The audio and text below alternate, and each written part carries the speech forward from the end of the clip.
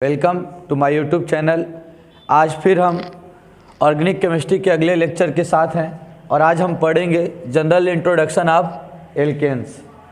Alkene के बारे में सामान्य जानकारी लेंगे। जैसा कि आपको बता दें, ये जो एल्केन है इसे हम पैराफिन कहते हैं। पैराफिन, पहले इसे पैराफिन के नाम से ही जानते थे एल्केन को। ठीक, अब आप बोलेंगे कि इस पैराफिन का मतलब क्या है। तो पैराफिन का मतलब होता है little affinity. Little affinity, affinity का मतलब आप रिएक्टिविटी से समझ सकते हैं। रिएक्टिविटी से आप समझ सकते हैं। ठीक है, इसका अर्थ होता है कम क्रियाशील, कम क्रियाशील या अक्रियाशील। जो एल्केन होता है, जितने भी हाइड्रोकार्बन होते हैं इनमें कम क्रियाशील होता है, क्योंकि इसमें कार्बन की चारों वैलेंसी सिंगल बॉन्ड के साथ कंप्लीट होती है। और सिंगल बॉन्ड को तोड़ना जो है ना, और फिर किसी को जोड़ना आसान नहीं होता। इसमें सिग्मा बॉन्ड बंद पाया जाता है और सिग्मा बंद पाई बंद की तुलना में अधिक मजबूत होता है। इसको तोड़ने के लिए काफ़ी मात्रा में ऊर्जा देनी पड़ती है। तो जो एल्केन होता है ये एक असंतृप्त हाइड्रोकार्बन है। असंतृप्त हाइड्रोकार्बन,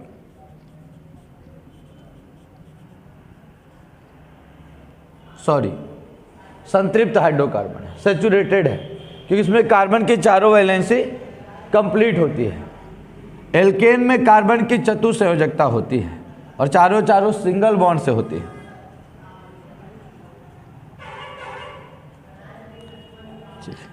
साथ ही साथ जो एल्केन है, ठीक है, इसमें सिग्मा बॉन्ड होता है। एल्केन में कौन सा बॉन्ड होता है? सिग्मा बॉन्ड होता है। और एल्केन में, एल्केन के सदस्यों में जो संकरण होता है वो sp3 संकरण होता है। sp3 संकरण, sp3 हाइब्रिडाइजेशन होता है। ये एल्केन के बारे में कुछ कॉमन सी बातें हैं। लिटिल एफिनिटी होती है, कम क्रियाशील, संतृप्त हाइड्रोकार्बन होता है, कार्बन की चारों संयोजकताएं सिंगल बॉन्ड से होती है, इसलिए इसमें सिग्मा बॉन्ड होता है, और इसमें sp3 संकरण होता है एल्केन में। ठीक है, ये जो एल्केन है इसका सामान्य सूत्र CnH2n+2 होता है। एल्केन को दो सूत्रों से प्रदर्शित करते हैं, एक R बॉन्ड H से और एक R बॉन्ड R से।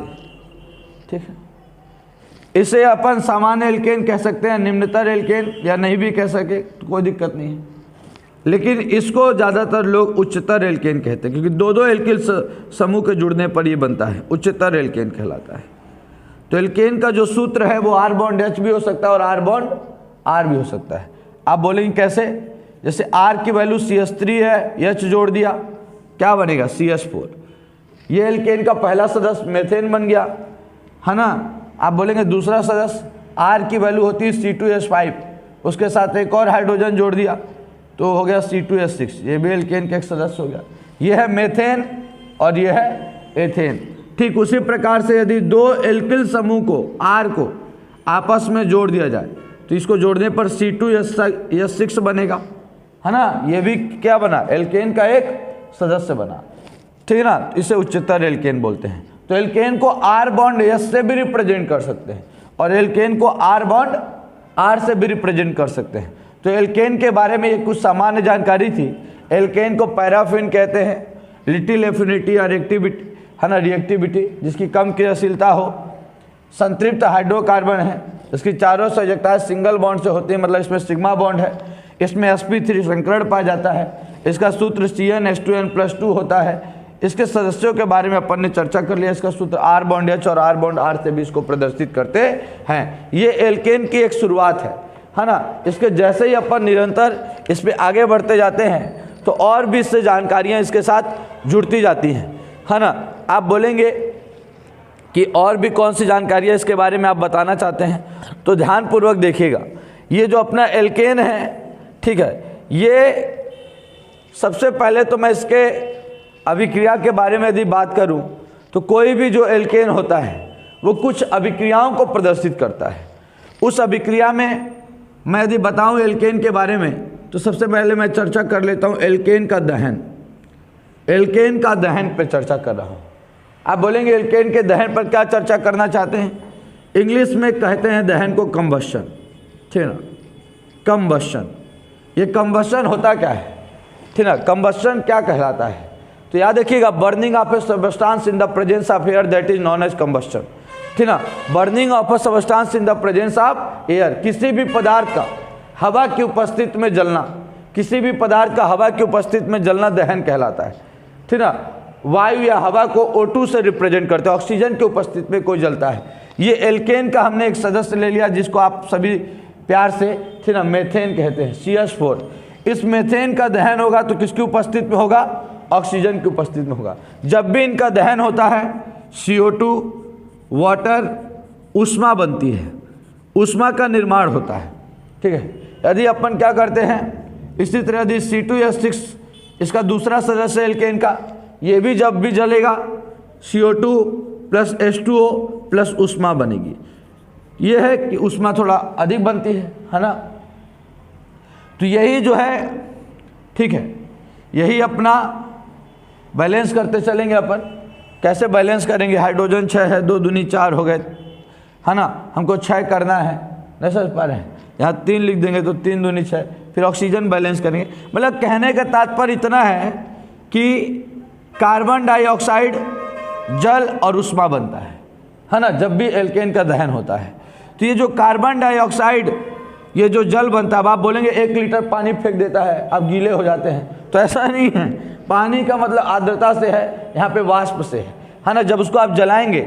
इसीलिए पता होना चाहिए आपको, एल्केन के दहन होने पर अत्यधिक मात्रा में ऊष्मा उत्पन्न होती है। इसीलिए आज LPG सिलेंडर के अंतर्गत, LPG के अंदर जो गैस भरी होती है वो एल्केन का ही सदस्य होता है। और आपने प्रोपेन, ब्यूटेन, पेंटेन सुना होगा।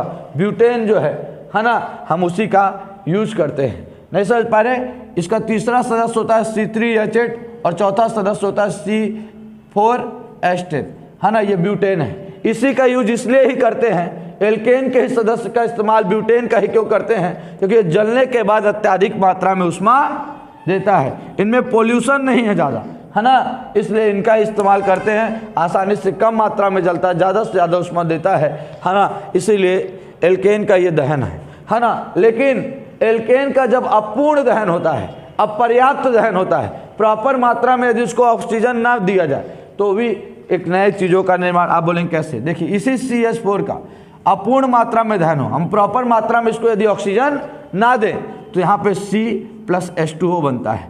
यहाँ पे कार्बन बना, यही आपका कज्जल, जिसे आप कहते हैं काजल, है ना। इसे कज्जल लिखा जाता है भाई। जैसे आपसे कहा जाए उज्ज्वल लिखो तो आपकी नज़रों में तो उज्ज्वल ये सही है, आपकी नज़रों में उज्ज्वल ये सही है, जबकि ये उज्ज्वल गलत है ना। ये उज्ज्वल गलत है। उज्ज्वल यदि हमको लिखना है तो ये उज्ज्वल हमारा सही है, ये उज्ज्वल सही है, ये उज्ज्वल आपका गलत है। यदि मैं बोलूँ अतिशयोक्ति लिखो तो आपकी नज़रों में अतिशयोक्ति ये सही है, लेकिन अतिशयोक्ति ये सही नहीं है। अतिशयोक्ति में ये पूरा सा होता है, ये सही है, ठीक ना। चूँकि हमको पता नहीं था, हम हमेशा लिखते रहते हैं, गलत लिखते हैं। तो याद रखिएगा, उसी तरीके से जब भी मेथेन का अपूर्ण दहन होता है, अपूर्ण दहन होता है, कज्जल बनता है, ये जो कार्बन बना, इसी का यूज काली स्याही बनाने में, जो स्याही बनती है वो इसी से बनती है, ठीक ना। काजल बनाने में जो सुरमा लगाती हैं, है ना, तो याद रखिएगा ये भी, ठीक है। आजकल तो लड़के भी लगाने लगे हैं, ये समझ पा रहे हैं। तो ये जो है, ठीक है, जो भी लगाते हैं, ये जो बनता है काजल, है ना, जो भी, तो ये इसी से बनता है। अपूर्ण दहन होता है अपर्याप्त मात्रा में।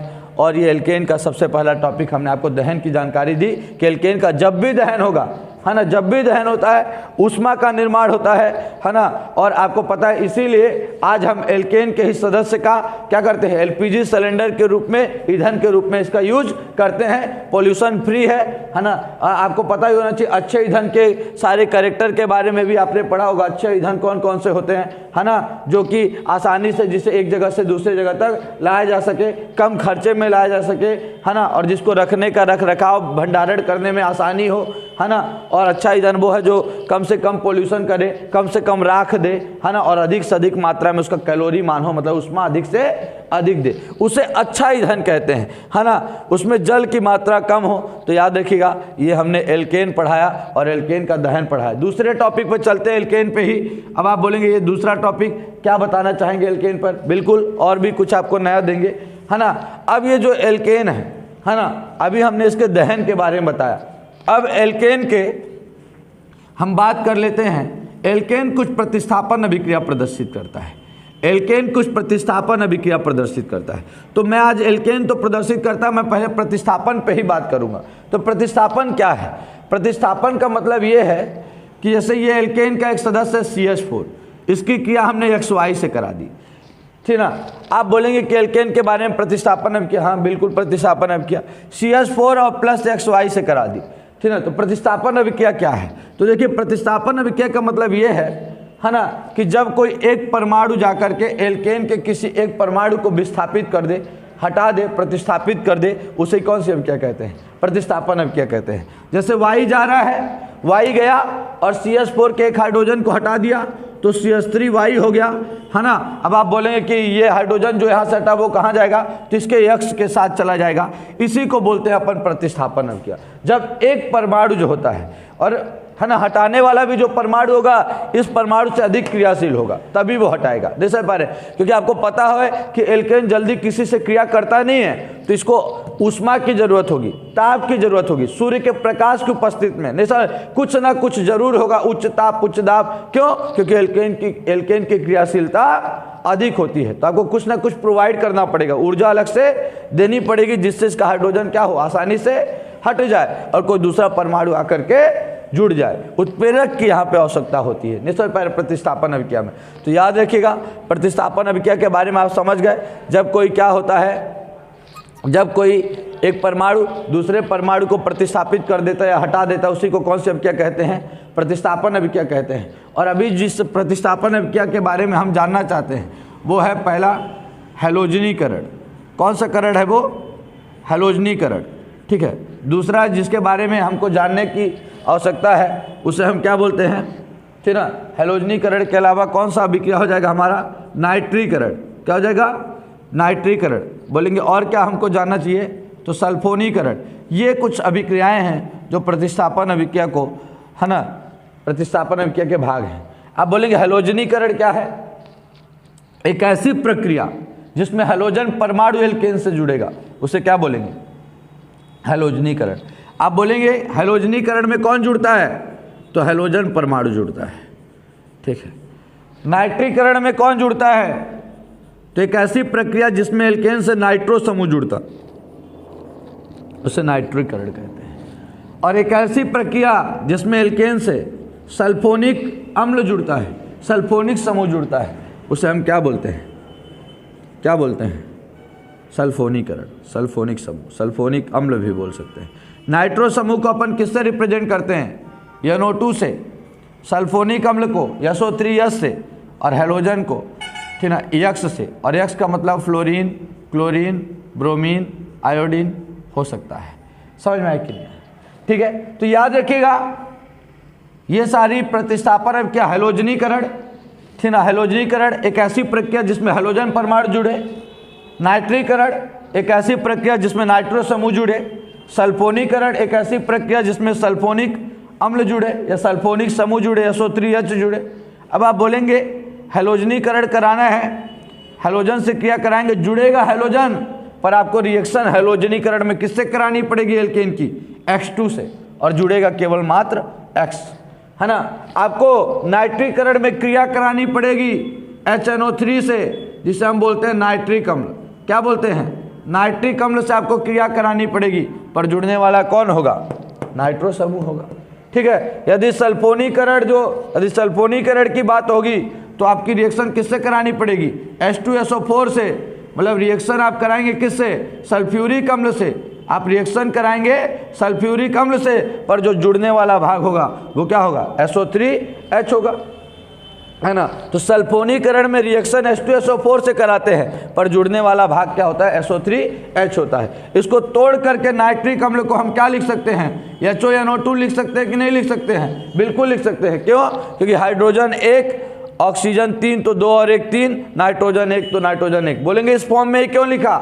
इसलिए लिखा क्योंकि नाइट्रिक अम्ल का जुड़ने वाला भाग मात्र NO2 है, इसलिए हमने इसको HONO2 के रूप में लिखा। सल्फ्यूरिक अम्ल को आप इसी फॉर्म में यदि SO3H जुड़ता है सल्फोनीकरण में, है ना, सल्फोनिक अम्ल का, तो इसको किस तरीके से जोड़ा जाए? तो आपको पता है SO3H लिख लीजिए, तो क्या बचेगा? 2 हाइड्रोजन थे, 1 ही हाइड्रोजन लिखा तो ये लिख दिया। ऑक्सीजन 4 थे, 3 ही लिखे हैं, 1 ये लिख दिया। इस प्रकार से तोड़ करके लिख देते हैं अपन, है ना। तो हैलोजनीकरण में रिएक्शन X2 से कराते हैं, पर जुड़ता है X है। नाइट्रीकरण में रिएक्शन नाइट्रिक अम्ल से कराते हैं, पर जुड़ता है NO2 है। सल्फोनीकरण में रिएक्शन किससे कराते हैं? सल्फ्यूरिक अम्ल से कराते हैं, पर जुड़ता कौन है? सल्फोनिक समूह है। इस प्रकार आपको पता होना चाहिए, हैलोजनीकरण एक ऐसी प्रक्रिया जिसमें हैलोजन परमाणु जुड़ता है। नाइट्रीकरण एक ऐसी प्रक्रिया जिसमें कौन जुड़ता है? नाइट्रो समूह जुड़ता है। और सल्फोनीकरण एक ऐसी प्रक्रिया जिसमें सल्फोनिक समूह जुड़ता है, ठीक है ना। इस प्रकार आप इनसे रिएक्शन कराएंगे, किसकी? एल्केन की। हैलोजनीकरण आप बोलेंगे चलिए थोड़ा सा एक बता देता हूं मैं, है ना। जैसे हैलोजनीकरण में मैं बता दे रहा हूं आपको, ये हमारा एल्केन का एक सदस्य है CH4। हमने इसकी रिएक्शन करा दी किसके साथ? क्लोरीन के साथ। क्लोरीन एक हैलोजन परमाणु है। हैलोजन 17वें समूह को कहते हैं। 18 समूह टोटल होते हैं आवर्त सारणी में। 17वां समूह को हैलोजन बोलते हैं, जिसमें फ्लोरीन, क्लोरीन, ब्रोमीन, आयोडीन आता है। हैलोजन का मतलब होता है समुद्र में पाए जाने वाले तत्व, और ये समुद्र में पाए जाते हैं और ये लवण का निर्माण करते हैं। याद रखिए, ये क्लोरीन किसकी उपस्थिति में क्रिया करेगा? अल्ट्रावायलेट। अल्ट्रावायलेट मतलब पराबैंगनी किरणों की उपस्थिति में, क्योंकि आपको पता है कि इसकी बॉन्डिंग जो है सिग्मा बॉन्ड होता है, बहुत अधिक मजबूती से हाइड्रोजन को और कार्बन को आपस में जोड़ करके रखता है ना। ये कैसा है? कम क्रियाशील है। उसके बाद भी इसको तोड़ना है तो आपको ऊर्जा देनी पड़ेगी। आपने ऊर्जा दिया, क्लोरीन जाकर के अटैक किया, क्लोरीन जाकर के अटैक किया तो क्या कर देगा? इसके एक हाइड्रोजन परमाणु को प्रतिस्थापित कर देगा। तो एक हाइड्रोजन परमाणु को प्रतिस्थापित मतलब एक हाइड्रोजन परमाणु हट जाएगा। कौन जाकर के हटाएगा? क्लोरीन हटा दिया। नहीं समझ पा रहे? अब आप बोलोगे कि ठीक है, तो ये हाइड्रोजन के साथ क्या होगा? तो 2 क्लोरीन थे, एक क्लोरीन यहाँ गया, एक क्लोरीन यहाँ जुड़ जाएगा। नहीं समझ पा रहे? मतलब जब भी एल्केन का जब भी आप हैलोजनीकरण पढ़ोगे तो एल्केन का क्या करेगा? हैलोजन के साथ क्रिया कराओगे, और जब एल्केन की क्रिया हैलोजन के साथ पराबैंगनी किरणों की उपस्थिति में होती है तो ये आपका बन गया। नहीं समझ पा रहे हैं? इसे तो मेथिल क्लोराइड कहते हैं। तो एक बात याद रखना, इस प्रक्रिया को हैलोजनीकरण कहते हैं। क्यों? क्योंकि जब एल्केन की क्रिया हैलोजन के साथ कराते हैं तो एक ऐसी प्रक्रिया जिसमें हैलोजन परमाणु क्या हो जाता है? एल्केन के हाइड्रोजन परमाणु को प्रतिस्थापित कर देता है। ऐसी प्रक्रिया को क्या बोलते हैं? हैलोजनीकरण कहते हैं, है ना। हैलोजनीकरण का मतलब ही है हैलोजन परमाणु का जुड़ना, और ये जुड़ चुका। अब आ गया नाइट्रीकरण। नाइट्रीकरण देखिए, इसमें भी शांत नाइट्रिक अम्ल डायरेक्ट तो क्रिया कर नहीं पाएगा, क्योंकि आपको पता है कि वो बॉन्डिंग उसकी बहुत ही तेजी से जुड़ी होती है ना। इसीलिए क्या, कोई भी सदस्य ले सकते हैं, CH4 ले सकते हैं, आप बोलेंगे और बड़ा सदस्य लीजिए, ले लीजिए ना, जितने बड़े सदस्य लेना चाहते हैं ले लीजिए। नाइट्रिक अम्ल से क्रिया करा दीजिए, उच्च ताप पर कराएंगे, जैसे 450 डिग्री सेल्सियस पे करा दिए, है ना। क्या होगा? उसकी बॉन्डिंग टूटेगी तब ना जा करके जुड़ जाएगा।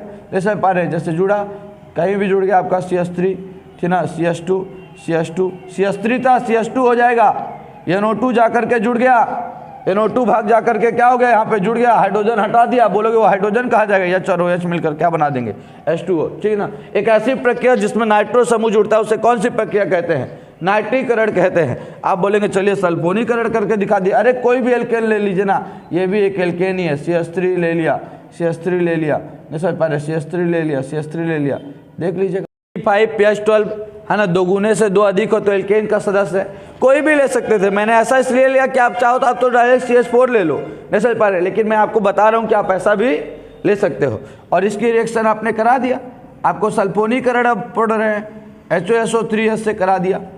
जैसे ही कराएंगे, है ना, ताप देंगे, कुछ ऊर्जा, ये जरूरी नहीं कि यहाँ पे लिखे कितने डिग्री सेल्सियस ताप, उच्च ताप लिख दिया, रिएक्शन कर लेगा, SO3H जा करके हटा देगा और जुड़ जाएगा। यहाँ पे H निकलेगा, वो H2O बना देगा।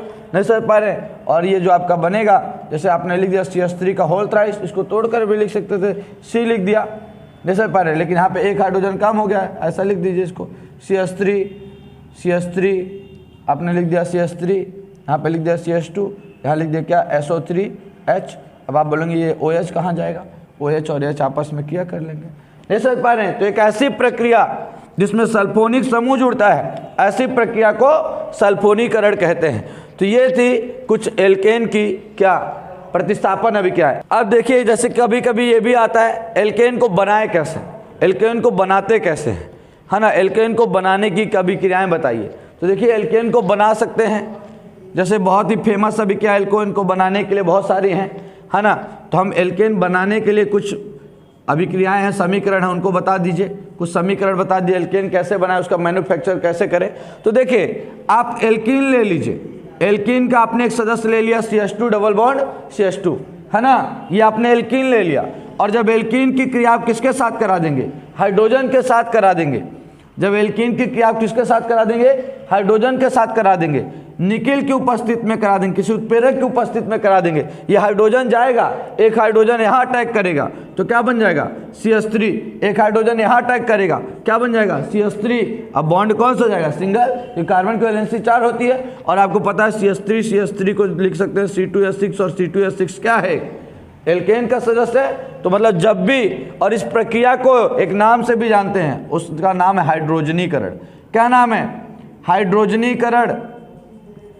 एक ऐसी प्रक्रिया जिसमें हाइड्रोजन जुड़ता है, ऐसी प्रक्रिया को हाइड्रोजनीकरण कहते हैं। तो जब एल्कीन की क्रिया हाइड्रोजन के साथ कराते हैं, जब एल्कीन की क्रिया हाइड्रोजन के साथ कराते हैं तो क्या बनता है, ठीक है ना। आप एल्काइन से भी बना सकते थे, एल्काइन से भी बना सकते थे, बस हाइड्रोजन की मात्रा बढ़ा दीजिए। हाइड्रोजन यहाँ पे कितने कर दीजिए, 2 कर दीजिए, 2 दूनी, अब कितने अणु हो गए, 2 अणु। अब क्या होगा, 2 यहाँ पे जाकर अटैक करेंगे तो CH से क्या हो जाएगा, वो CH3 हो जाएगा, और यहाँ भी CH3। मतलब किसी भी असंतृप्त हाइड्रोकार्बन से, यह असंतृप्त हाइड्रोकार्बन है। क्यों, जब डबल बॉन्ड ट्रिपल बॉन्ड होता है तो उसे असंतृप्त हाइड्रोकार्बन कहते हैं। एल्कीन और एल्काइन को क्या बोलते हैं, असंतृप्त हाइड्रोकार्बन कहते हैं। और जब असंतृप्त हाइड्रोकार्बन का हाइड्रोजनीकरण करते हैं तो क्या बनता है, एल्केन बनता है, मतलब संतृप्त हाइड्रोकार्बन बनता है। पहली प्रक्रिया ये हो गई, ठीक ना, एल्केन बनाने के लिए। किसी ने कह दिया अभी एल्केन बनाना है, और भी कुछ इसके बारे में जानकारी दीजिए, एल्केन बनाना है हमको, है ना। एल्केन और भी तरीकों से बना सकते हैं, जैसे एल्केन बनाने के लिए वुड्स अभिक्रिया है, बड़ी फेमस अभिक्रिया है, नहीं समझ पा रहे हैं, फ्रैंकलैंड अभिक्रिया है, बड़ी फेमस अभिक्रिया है। इन दोनों अभिक्रियाओं से मैं आपको आज एल्केन बनाना बता देता हूँ, नहीं समझे, वुड्स अभिक्रिया और फ्रैंकलैंड अभिक्रिया। ये दोनों अभिक्रियाएं एग्जाम ओरिएंटेड क्वेश्चन है, ठीक है ना। फ्रैंकलैंड अभिक्रिया इसके द्वारा कैसे बनाते हैं, तो याद रखिएगा, जब एल्किल हैलाइड, इसमें एल्किल हैलाइड से बनाते हैं। एल्किल हैलाइड की सूत्र क्या होता है, R बॉन्ड X होता है, R बॉन्ड X होता है। एल्किल हैलाइड की क्रिया किसके साथ, सोडियम के साथ। एल्किल हैलाइड की क्रिया किसके साथ, सोडियम के साथ, किसकी उपस्थिति में, शुष्क ईथर की उपस्थिति में कराते हैं। एल्किल हैलाइड की क्रिया सोडियम के साथ शुष्क ईथर की उपस्थिति में कराते हैं, तब भी एल्केन बनता है। और एल्केन का सूत्र मैंने कहा CH3 मतलब R बॉन्ड R होता है ना। तो यहाँ पे R की संख्या 2 होनी चाहिए ना, क्योंकि हमको क्या बनाना है, R बॉन्ड R बनाना। तो ये देखिए, जब भी एल्किल हैलाइड की क्रिया सोडियम के साथ शुष्क ईथर की उपस्थिति में कराते हैं तो क्या बनता है, एल्केन बनता है। ये 2 बार R लिखा तो ये 2 बार R जुड़ गए। अब आप बोलेंगे X भी तो 2 बार है, Na है, Na का वैलेंसी होता है +1 और X की वैलेंसी होती है -1, दोनों कैंसिल होंगे, क्या बनेगा, NaX बनेगा। लेकिन आपको पता है कि यहाँ पे X कितने हैं, 2, तो यहाँ भी आपको कितना लिखना पड़ेगा, 2। लेकिन सोडियम भी कितने हो गए, 2, यहाँ भी कितना लिखना पड़ेगा, 2। मतलब जब भी एल्किल हैलाइड की क्रिया सोडियम के साथ शुष्क ईथर की उपस्थिति में कराते हैं, इसको एल्किल हैलाइड बोलते हैं। जब एल्किल हैलाइड की क्रिया सोडियम के साथ शुष्क ईथर की उपस्थिति में कराते हैं तो क्या बनता है, एल्केन बनता है। आप बोलेंगे चलिए